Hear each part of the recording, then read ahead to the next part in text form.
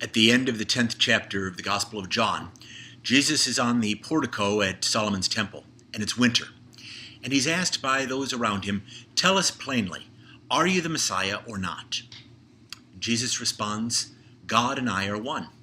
It's not the answer that they were looking for. They were looking for a John the Baptist. They were looking for an Isaiah to come and lead them into a new generation. And instead to say that he and God are one? Why did the evangelist of John's Gospel include this? It's not a parable. It's not a teaching. It's not a miracle story. I think the community John was serving is not so far different from our own.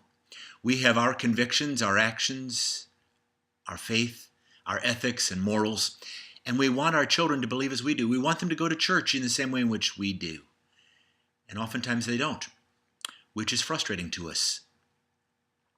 As much as we believe that our convictions determine our actions, human behavior is just the opposite.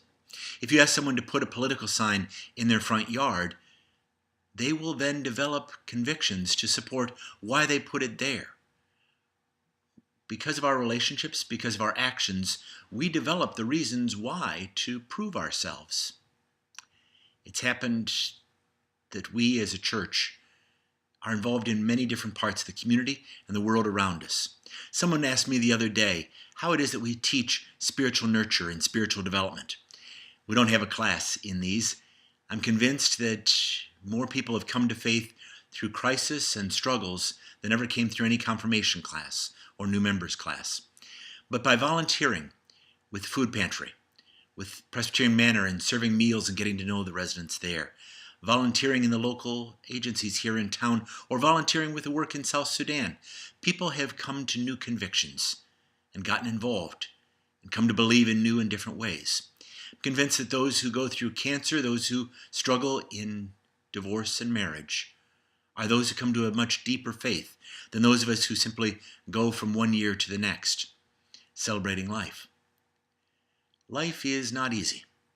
It's hard. Our sanctuary was designed in 1890 and was based on the book of Revelation.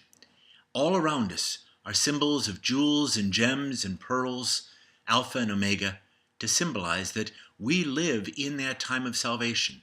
We live in relationship with God here in this life. We need to not take it for granted, but to realize just how precious, to celebrate this life as if this were a language culture class. You remember those language classes where we learned grammar and vocabulary? But Culture Club was a place where we practiced. We got to taste the foods and learn the dances and celebrate together. So also with worship. This is our time to celebrate, to act as if we are present with God in the midst of life, celebrating all that God provides. I'm Craig Lindsey from the First Presbyterian Church in Skaneateles.